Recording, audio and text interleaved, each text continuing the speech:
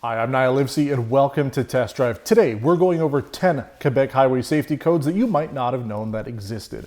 We're going over things that apply to those who live here in the province like myself, or maybe you're just traveling through or thinking of moving here from another jurisdiction. I myself moved from Ontario and some of these things did surprise me. So let's start in with section 32. The first paragraph, it's kind of boring, just talks about you can't change the plate. That's no surprise, but it is the second paragraph that is interesting. It states that the registration plate must be free of any object or matter that could impair its legibility. It must also, if attached to the rear of the vehicle, be sufficiently lighted. So the lighting part's fine, but it's the other part that the police here like to pull people over for having plate frames. If you've got one that covers the entire plate, even if the numbers are transparent, there is a chance that the police will pull you over. The police state that it could interfere with red light cameras or speed cameras, but also the number plate registration scanners on the police cars themselves apparently can be interfered with them. So if you have a plate frame that just goes around the outside of the plate, you might be in business.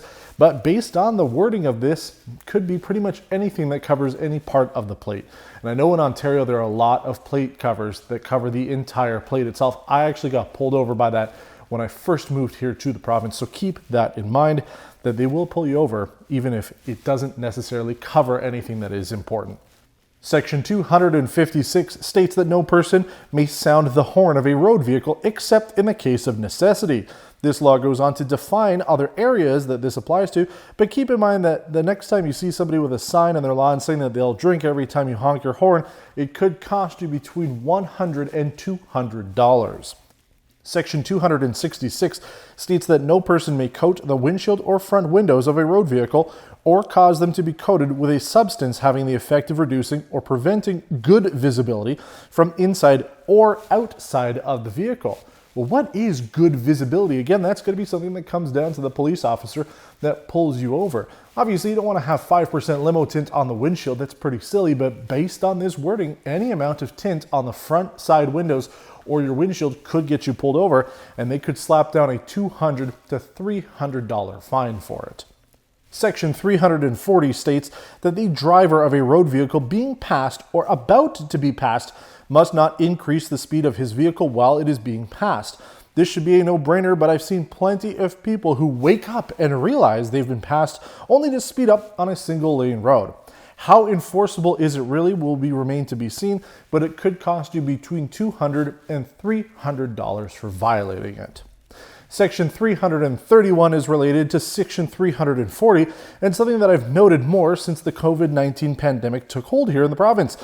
It states that no person may drive a road vehicle at low speed that may impede or obstruct normal traffic except when necessary. It continues on to say that if it is necessary, then the driver must use their hazards in order to warn drivers. But my God, I have seen tons of people driving much slower than the posted speed limit, especially on our county roads here over the past couple months.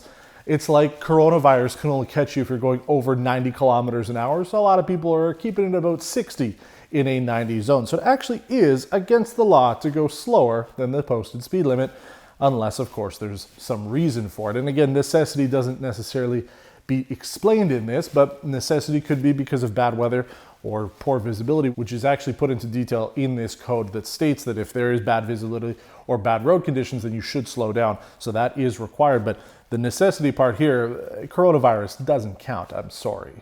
Now here's one that I found very interesting, especially here where we live. We have a lot of farm vehicles and slower moving vehicles because of the vehicle itself, not because old people don't want to drive fast because of coronavirus. So section 344 applies to that, and it states that the driver of a road vehicle may cross a marking described in section 326.1, providing that they can do so safely to pass a farm machine, a road vehicle carrying a slow moving vehicle sign, a horse-drawn vehicle, a cyclist, or a pedestrian, or to return to the right of way after passing. The driver of a road vehicle may, in the same manner, cross such a marking when meeting a pedestrian.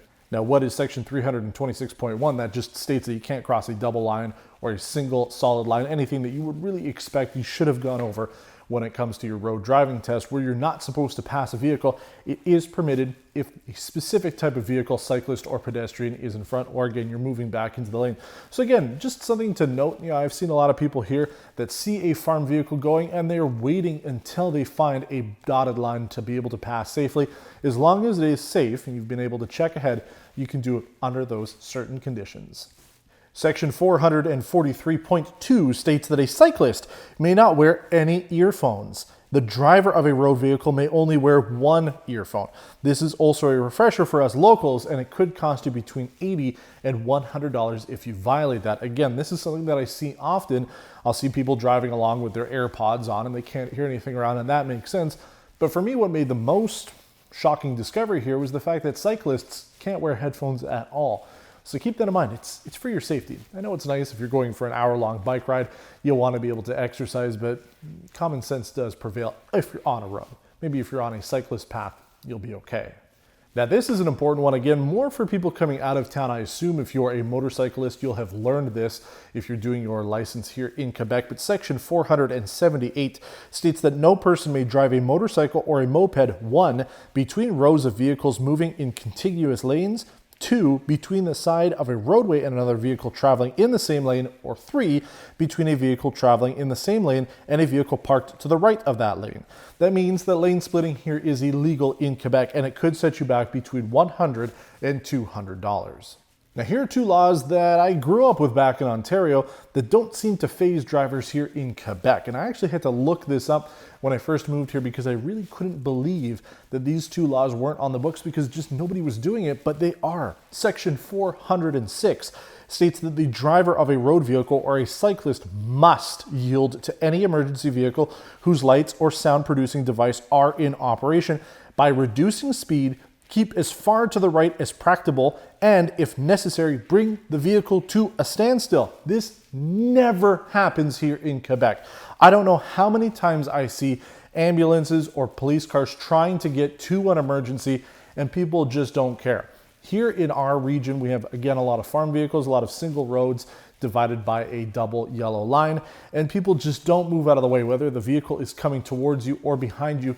People just do not care, and I do not understand why. So the law is the same, essentially, almost word for word, what it is in Ontario. If a vehicle with a light system, like a police car, ambulance, fire truck, is coming either towards you or behind you, get the F out of the way, because it's important. Somebody's life could be at risk, and you're not as important as somebody who needs that emergency vehicle. But here in the province, nobody cares. It's really sad. So I hope that some people will take a note of this and maybe work a little bit harder to move out of the way. But here, it just does not happen. I have honestly lost count of the number of times I have seen this take place where an emergency vehicle is stuck in traffic because people just refuse to move out of the way. The other law that nobody cares about here that is equally as important, and something that we talk about on test drive during the winter, is section 498.1. It states that no person may drive a vehicle covered with snow, ice, or any other matter that may detach from the vehicle and may constitute a hazard for road users. Time and time again, I see people driving on the highways after a fresh snowstorm with their entire vehicle covered in snow with just a small amount of the windshield open so that they can see out where they're driving. It is against the law here to have any debris like this on any part of your vehicle. But again, it's something that the police here just do not enforce. I know in the last couple of years, I'd say the last 6 to 8 years, the OPP in Ontario have been enforcing this vigorously to ensure that people are doing this. But here, I mean, I don't know how many times I've seen police cars drive by people like this, and there are plenty of videos out there showing either the Montreal police or the Sûreté de Québec, which is our provincial police, driving around with snow all over their cars too. So this is something that I, again, talk about so much on test drive during the winter. It is vitally important that you clear off your car. Not only for your visibility, you need to be able to see out of the entire portion of your car, all the windows, front, back, and sides. But when something flies off your car, if there's ice and it flies off and it hits the person behind you, it will most likely damage their windshield or some part of their car. But by damaging their vehicle, it could cause a serious accident, which could kill somebody. For me, it's a no-brainer, but for some reason, people just don't care. So it is actually on the books. It is a law here in Quebec. So please, people, during the winter, clear off your cars. It doesn't take that long. Get a brush, do something, even use a air blower. I have a portable leaf blower that you can use. It's got a battery. Use that, something to be able to get it off. It just makes life a lot better for all of us. Well, there you have it. Those are 10 Quebec driving laws under the Highway Safety Code that maybe you didn't know about, or maybe you could have used a little refresh about. We're going to be doing more little videos like this over the next little while. So if you have a suggestion for something that you'd like to see more of, Let me know if there's a specific topic out there that you'd like me to cover. I will do my best to make it happen. Until next time, thanks for watching. Give us a subscribe if you haven't done so already. Thumbs up this video if you liked it. Share it online, and we'll see you next time.